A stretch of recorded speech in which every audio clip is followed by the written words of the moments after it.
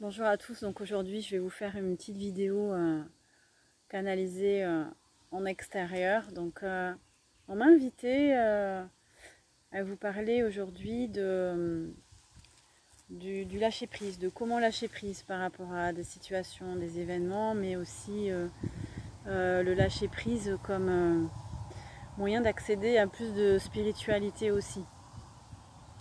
Dans le lâcher prise, il y a l'idée de prendre du recul, il y a l'idée de ne plus s'investir autant émotionnellement par rapport à nos ressentis, dans certaines situations, dans certaines relations, dans des difficultés, des épreuves, mais aussi, ça peut être aussi, tiens, on a une petite sauterelle qui vient sur l'appareil, mais ça peut être aussi par rapport à des problèmes de santé aussi, voilà, qui peuvent être révélateur d'une nécessité de lâcher prise par rapport à... C'est souvent par rapport à des émotions, souvent par rapport à des ressentis qui sont tellement forts et puissants il y a des paroles, des personnes qui me parlent aussi de choses obsessionnelles un peu, ils n'arrivent pas à arrêter de penser à telle ou telle chose, il y a des événements qui reviennent en boucle, ça peut être des situations du passé, ça peut être aussi ça peut être ce qu'on appelle des injonctions, c'est-à-dire des paroles, des phrases qu'on a entendues souvent dans notre vie, dans notre enfance, quand on était en période de construction, où justement là on est influençable par rapport à l'autorité éducative. Voilà, si c'est des belles paroles et si on nous a mis en valeur dans notre enfance, il n'y a pas de souci, on a pu se construire dans la confiance en soi et aussi dans la gestion émotionnelle. Mais c'est pas toujours le cas et dans certaines familles ou dans certaines éducations, il y a eu beaucoup d'autorité, beaucoup d'injonctions, tu seras jamais capable de faire ça, tu ne seras pas à la hauteur.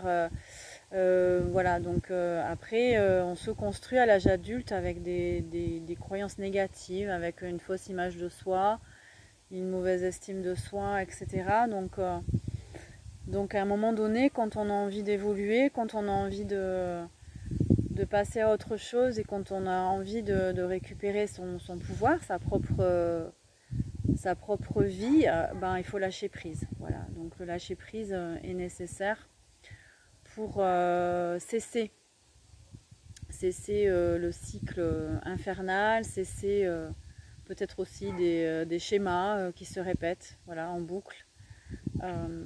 Voilà, donc moi j'aimerais essayer d'interroger les guides, d'interroger aussi au niveau de la conscience supérieure. Là je suis en extérieur, donc voilà, on va recevoir directement les messages dans le cercle.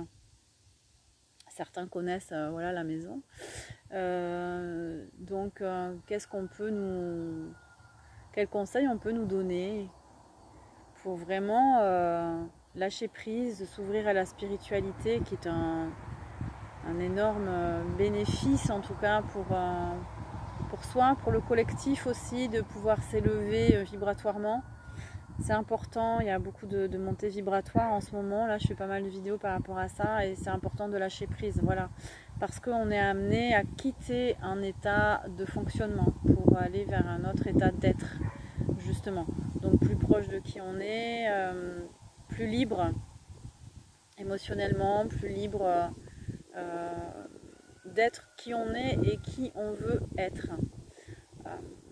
Voilà, donc, quelles sont les clés, les pistes qu'on pourrait nous proposer pour aller vers ce lâcher prise et cette évolution. Dans un premier temps, moi on me dit d'évaluer déjà le degré de profondeur au niveau de l'inconscient par rapport à des croyances, par rapport à qui on a cru être. Donc déjà, faire un constat de qui peut-être on croit être aujourd'hui, pour bien savoir, après c'est moi qui parle, pour bien savoir quelle a été la part de construction acquise et pas innée. Voilà, pour vraiment savoir qui on est en fait au fond de soi. On me dit de cesser l'entêtement, d'aller vers l'ouverture. L'entêtement, c'est vraiment une rupture avec... c'est-à-dire que plus on s'entête dans quelque chose, et moins l'énergie va circuler. Donc ça va être un cercle infernal. Donc travaillez sur, si vous vous entêtez à faire quelque chose, par exemple, penser qu'on a toujours raison, ou penser que l'autre a toujours tort. Voilà. Et s'entêter dans cet état d'esprit va créer un blocage. Voilà, ça va créer... donc là, on vous demande de vous ouvrir. Ça demande beaucoup de spiritualité, justement. Donc on est tous des êtres spirituels, donc on a tous ces capacités-là en nous. Il suffit d'y accéder, en fait. Donc le lâcher-prise est un acte spirituel, on me dit. C'est un acte qui passe par l'ouverture de sa conscience. L'entêtement bloque l'ouverture à cette plénitude. C'est-à-dire qu'on a tous en nous, moi je l'ai expérimenté beaucoup dans la méditation, et certainement beaucoup d'entre vous aussi, vous l'expérimentez dans la méditation. C'est-à-dire que plus on médite en fait, et plus il y a ce sentiment de plénitude qui permet d'accueillir. Donc on accueille les émotions négatives comme les émotions positives.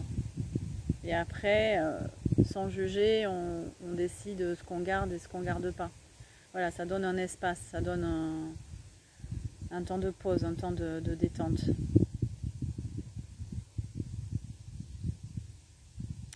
On me dit qu'il y a beaucoup de mauvaises considérations parfois de l'acte des autres. C'est lié à l'interprétation qu'on peut faire aussi. Il est bon de cesser le jugement. Voilà, pour lâcher prise, il est bon de ne plus juger. L'autre, il a ses raisons d'être, de faire, de penser. Donc, soyons moins jugeants.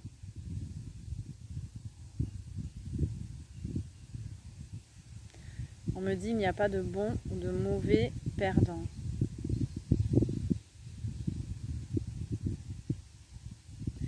C'est la somme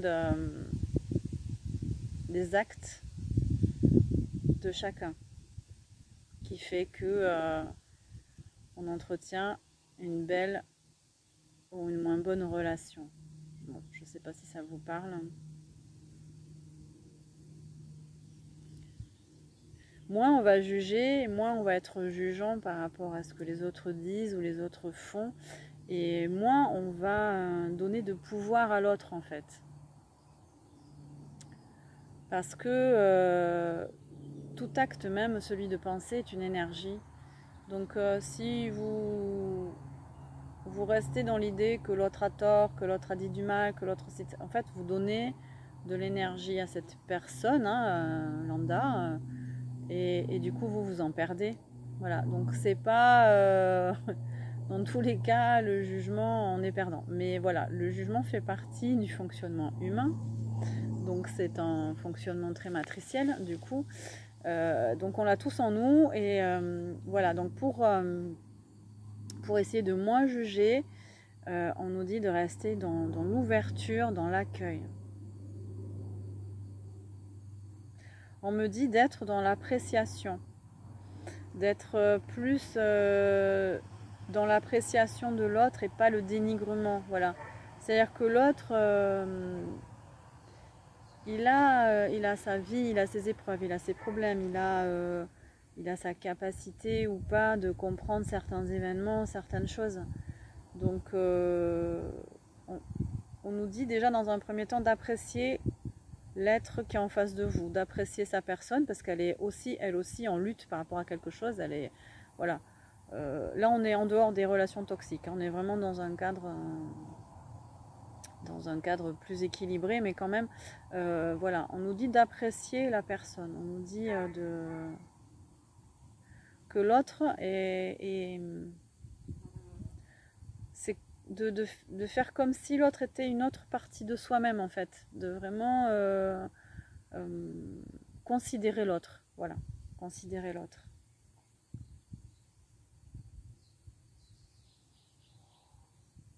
On me dit quand même il n'y a pas de mal à juger, hein. C'est pas bon ou mauvais de juger, mais là en l'occurrence c'est pour aller vers une plus grande ouverture d'esprit.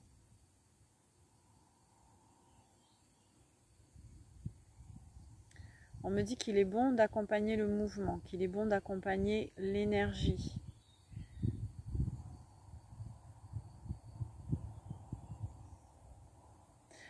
Moi j'entends par là que... Alors, si vous êtes capable de méditer, méditez. Sinon, il faut bouger, il faut être en mouvement. Donc, faites une balade dans la nature, allez marcher. Allez marcher, ça va mettre en mouvement. Il y aura un processus chimique, un processus thérapeutique qui va se mettre en place aussi pour pouvoir lâcher prise, par exemple, on était sur l'entêtement. Donc, allez marcher, allez faire du sport pour libérer cette pensée obsessionnelle, pour vous ouvrir à une autre façon de voir, une autre façon de comprendre l'autre aussi. Alors, c'est pas donné à tout le monde non plus de comprendre l'autre, puis il faut en avoir envie aussi. Donc, moi j'ai tendance à dire de ne pas donner d'explications, de ne pas donner de fausses compréhensions. Quand on ne connaît pas les gens, on ne sait pas en fait. Donc, voilà, ne pas extrapoler, ne pas dire ah bah tiens il est comme ça parce que il doit vivre ça ou ça, on ne sait pas en fait. Donc plutôt que de donner une énergie, une nouvelle énergie qui n'est pas la bonne, bon ben le mieux c'est peut-être de demander à la personne. Au niveau des communications, de la communication, ça arrangerait pas mal de choses. Savoir communiquer aussi, communiquer, avoir envie de communiquer, d'échanger, de comprendre l'autre, d'aller vers l'autre, de réellement comprendre pourquoi il agit comme ça ou pense comme ça. Mais bon, ben c'est déjà un grand pas dans la compréhension, dans le lâcher prise, et puis on s'entête moins aussi. Voilà. Pour moi, l'entêtement, c'est un peu, c'est l'idée d'être un peu enfermé aussi, c'est-à-dire qu'on a de la difficulté à aller vers l'autre. Donc voilà, c'est pour ça qu'on nous parlait d'ouverture. Donc comment lâcher prise par rapport à une émotion ou par rapport à des histoires de vie compliquées qui épuisent, parce que voilà, ça épuise tout ça. Donc le corps humain, ça épuise. Pourquoi? Parce qu'il y a des blocages énergétiques, parce qu'il y a des blocages au niveau du cerveau aussi. Il y a des mauvais échanges, voilà, entre les corps subtils. Ça crée un ralentissement et on peut aussi descendre en vibration du coup. Donc comment lâcher prise sur une émotion? Il y a plusieurs techniques en fait. Il y a la technique de la respiration, marcher dans la nature, marcher longtemps, il faut au moins marcher 1 heure, faire du sport. Alors oui ou non, oui et non. Le sport, alors ça dépend. Pour ceux qui se mettent la pression, je sais pas forcément la solution. Mais ceux pour qui le sport est vraiment un défoulement, un exutoire, oui, voilà, faites du sport. Marcher, communiquer aussi, hein, libérer la parole, dire les choses. Alors si on ne peut pas libérer sa parole,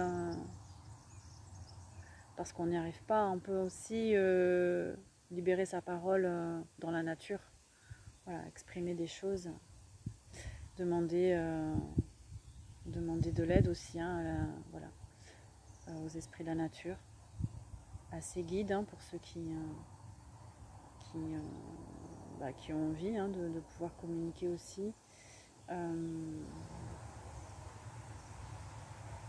On me dit d'étirer son corps, de faire des étirements. Il y a peut-être des étirements bien précis, de yoga, Je vois beaucoup la station allongée. Donc faire des étirements allongés, tout le corps. Peut-être l'idéal, c'est vraiment sur l'herbe. De vraiment étirer son corps, refaire circuler les énergies. Faire du stretching, voilà, pour débloquer l'énergie dans le corps. On me dit de ne pas s'apitoyer sur son sort. Alors, c'est aussi un comportement de victime. Là, c'est le fameux triangle de Karpman, voilà, dans les relations. Sortir du rôle de la victime, hein, qui est un rôle qui est acquis. Voilà, c'est un rôle très matriciel aussi. Malheureusement, il y a beaucoup de personnes qui restent dans cette énergie-là de victime, hein, de se plaindre, de voilà, je suis victime de telle personne, c'est pas moi, c'est pas ma faute, c'est l'autre. On est tous responsables en degrés différents dans ce qui nous arrive, hein, de toute manière. Hein. Donc, ne pas tout remettre sur l'autre. Voilà, c'est aussi se remettre en question, mais pas non plus trop, parce que voilà, sortir de la victime, c'est grandir aussi, c'est devenir responsable de soi, responsable de sa vie. Se dire qu'on a une part de responsabilité dans telle ou telle situation, c'est déjà un grand pas vers la guérison et aussi vers l'arrêt des situations, voilà, qui se répètent. Donc ne pas s'apitoyer sur son sort, essayer de trouver, mais plutôt aller vers une démarche positive de compréhension sur soi, de l'autre. S'éveiller, voilà, ça peut amener aussi à s'éveiller, à s'ouvrir à la spiritualité. Quand on s'apitoie sur son sort, quand on se sent victime, on se referme à la spiritualité en fait. On repart dans un mode de fonctionnement basique en fait. Et on peut alterner comme ça, on peut monter en vibration, on peut descendre. Voilà. Ça demande une pratique régulière, ça demande, ça demande d'être en éveil constant par rapport à soi, ça demande de la vigilance. Voilà, nous, dans les enseignements bouddhistes, on nous parlait beaucoup de vigilance. Dès que quelque chose s'élève, hop, on regarde, ok, il y a une émotion qui s'élève, quelle est ma part, quelle est la part de l'autre, qu'est-ce qui s'est passé, voilà. Après, ça devient un réflexe et en quelques secondes, l'émotion, elle s'apaise parce qu'on sait que de toute façon, c'est quelque chose et puis les émotions, elles sont éphémères aussi. Voilà, quand on prend conscience que tout est éphémère, tout est impermanent, que les émotions sont éphémères et que tout change, tout bouge et tout évolue. Bon bah voilà, on peut aussi se détendre par rapport à ça. On sait que d'ici 2-3 jours ça ira mieux, que voilà. Donc sous le coup d'une émotion, ce qui est bien c'est de se poser, c'est de revenir à soi, de s'intérioriser, de libérer la parole, de libérer, ou peut-être de voir quelqu'un, hein, un thérapeute, un guérisseur, voilà, il y a des personnes qui sont là pour ça. Donc voilà, déjà c'est une grande part du travail qui est faite. On me reparle encore de l'ouverture d'esprit, de s'ouvrir à l'autre, s'ouvrir au possible. C'est créer un espace dans sa tête, dans son corps, dans son énergie, créer de l'espace, ne pas se contracter. Il y a beaucoup de personnes que j'ai en soins, elles sont très contractées, après le soin, elles sont waouh, elles sont bien, elles reviennent à leur état naturel de zénitude en fait, hein, parce que l'état naturel de l'esprit, il est zen en fait, il est tranquille. C'est la manière dont on aborde la vie, les choses, les situations, et puis après il faut faire des choix bien sûr. Qu'est-ce qu'on a envie de vivre, qu'est-ce qu'on n'a plus envie de vivre, etc.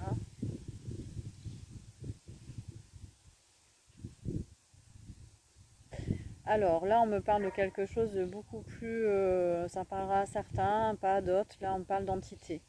On parle d'entité qui peut bloquer justement des mouvements énergétiques dans le corps. Des entités, ça peut être des parasites qu'on a dans nos corps énergétiques et parfois, alors c'est pas tout le temps, mais parfois on a des pensées ruminantes, des pensées obsessionnelles, des pensées incessantes. C'est parce que on a été interféré, voilà, par d'autres énergies qui sont négatives.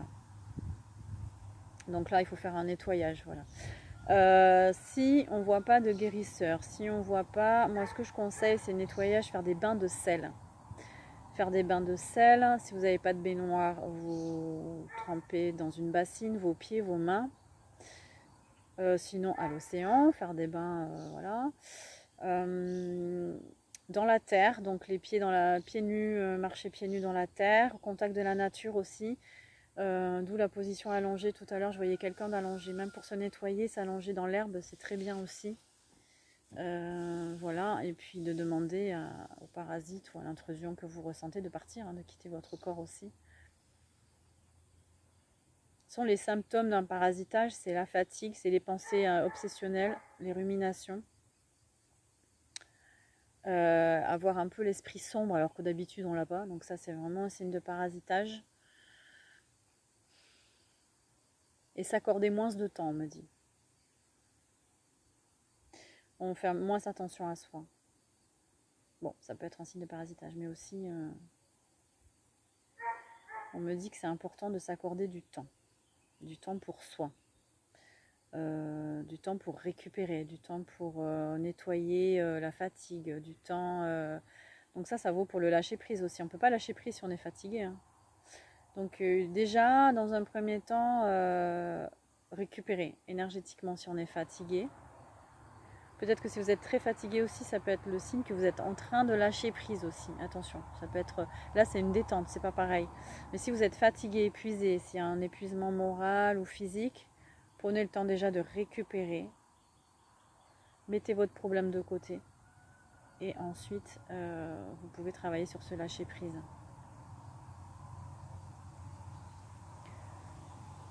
Les pensées récurrentes sont vraiment un signe de manque de lâcher prise. Ensuite, on me parle de l'ouverture au niveau du cœur. Donc, apprendre à côtoyer l'autre avec sérénité, c'est l'apprécier. Il y a encore le terme apprécier dans son cœur. Moi, ça me fait penser aux Indiens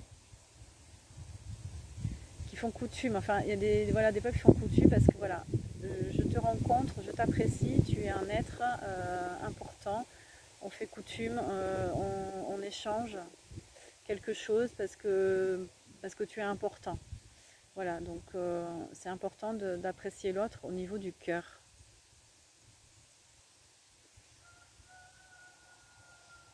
C'est l'embrasser symboliquement, virtuellement, voilà, c'est voilà, je te rencontre.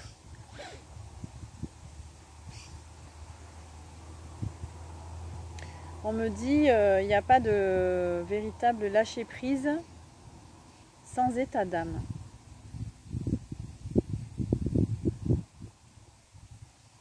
C'est-à-dire que dans le processus du lâcher prise, eh bien, on ne se sent pas bien en fait.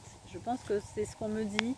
Le lâcher prise est un processus qui peut être douloureux, physiquement, émotionnellement, spirituellement, parce qu'on aborde un autre espace quantique, on aborde un autre plan de conscience, donc c'est un petit deuil en fait, on lâche quelque chose. Donc dans le lâcher prise, vous êtes véritablement en lâcher prise quand il y a des états d'âme.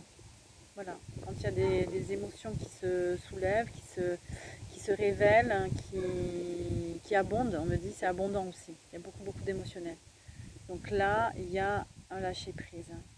On me dit que ça peut ressembler à un burn-out, que ça peut ressembler à une dépression. C'est un nouvel espace qui se crée en soi. Et pour que ce nouvel espace se crée, eh ben, il faut lâcher l'ancien, il faut faire de la place.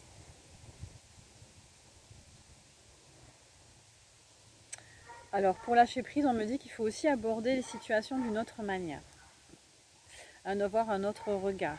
Alors c'est bien de communiquer avec d'autres personnes qui ont un autre regard aussi par rapport aux situations. En termes de comportement,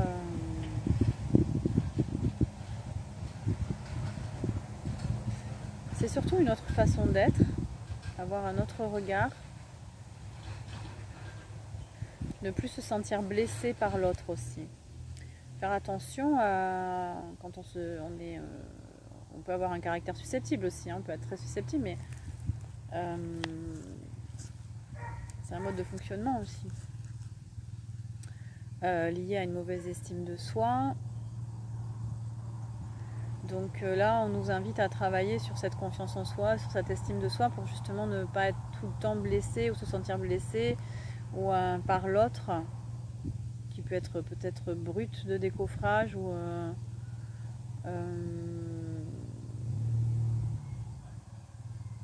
sans pitié, on me dit. Donc c'est vraiment se renforcer, voilà, se renforcer au niveau de la sensibilité. Ce qu'il faut comprendre, c'est que voilà, quand l'autre il est agressif, c'est que c'est lui en fait, c'est son expression à lui. On n'est pas forcément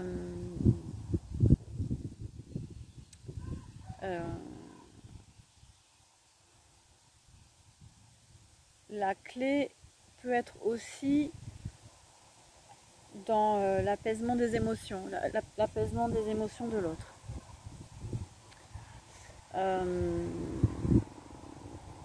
Il y a une bestiole qui vient.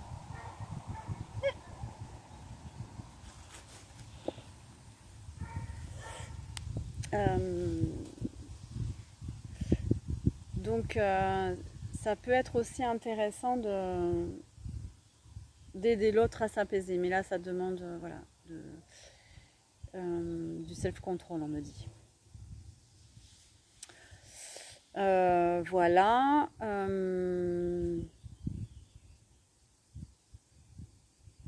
Est-ce qu'on a autre chose à nous dire par rapport à ce lâcher prise? Je me fais attaquer par les frelons.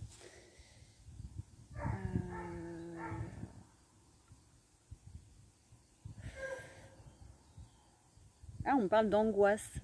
Alors, du lâcher prise par rapport aux angoisses.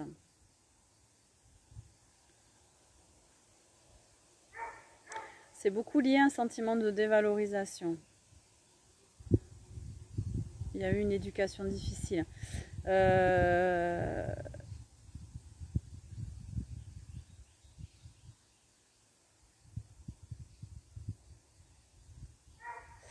Déjà, il faut mettre un terme à ce qui est souffrant. Il faut mettre un terme à la situation angoissante, de mettre un terme. Déjà, il faut arrêter. Déjà, il faut arrêter ces situations.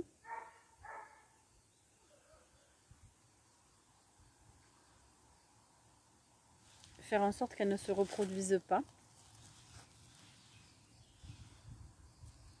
Et ensuite faire un bilan. Mais là, il faut faire un bilan thérapeutique. Voilà. Vraiment mettre à plat avec un thérapeute de votre choix pour essayer de comprendre plus en amont. Je pense que là, il faut vraiment aller voir au niveau enfance, niveau éducation. Il y a des croyances à déloger, il y a des émotions ancrées depuis très longtemps à déloger. Donc voilà, quand il y a des fortes angoisses, n'hésitez pas à consulter parce que c'est symptomatique de quelque chose qu'il faut régler. Il faut déterrer un mode de fonctionnement là.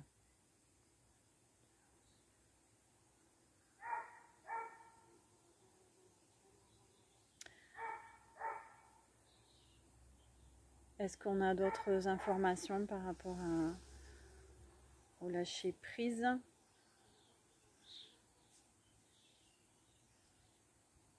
On me dit que ça peut durer dans le temps, voilà. Lâcher prise, c'est pas instantané. Il y a une durée.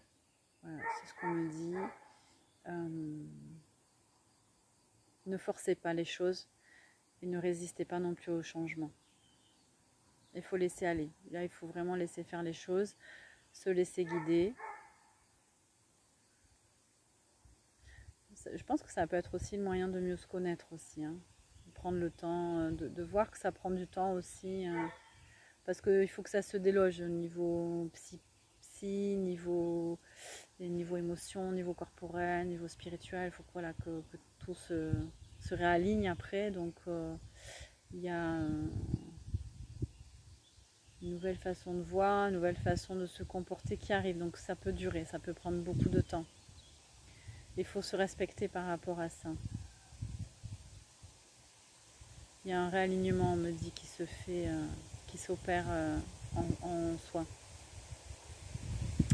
Il peut y avoir des doutes pendant la période de lâcher prise. On n'est pas forcément sûr de ce qui se passe. C'est normal.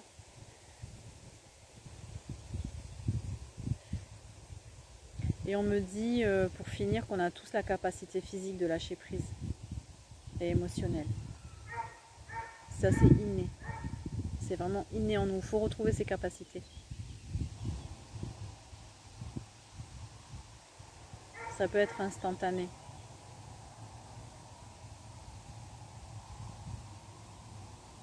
Alors moi, personnellement, ça a été les pratiques, hein, pratiques spirituelles, bouddhistes, le yoga, qui fait que voilà, les émotions, elles s'élèvent, elles ne restent plus, ou il y a un espace qui se crée plus facilement, on est plus vigilant aussi par rapport à ce qui se passe autour de soi et en soi. Voilà, trouvez peut-être aussi vous, votre pratique, ça peut être une pratique artistique, manuelle, ou moi j'ai pas mal sculpté aussi, j'ai fait de la poterie, et c'est une sorte de méditation aussi, hein. Voilà, donc il y a beaucoup de choses qui se fait pendant la création. Voilà, ça peut être thérapeutique aussi. Les mandalas aussi. Trouver le moyen d'ouvrir un espace, ne plus être trop dans la réflexion, mais d'ouvrir un espace. Et quand ça se passe au niveau des mains dans la création, il y a autre chose qui se fait, le cerveau aussi se libère. Voilà, création thérapeutique. Voilà, ben j'espère que ça vous aura plu, cette petite vidéo. J'ai failli être attaquée par un frelon quand même, c'est pas rien, il est parti. Voilà, je vous souhaite de belles choses, et oui, ben profitez de cette période pour vraiment lâcher prise et monter en vibration, et du coup accéder à d'autres plans de conscience. Voilà, c'est en ce moment les poussées vibratoires nous invitent à ça. Voilà, merci, à bientôt.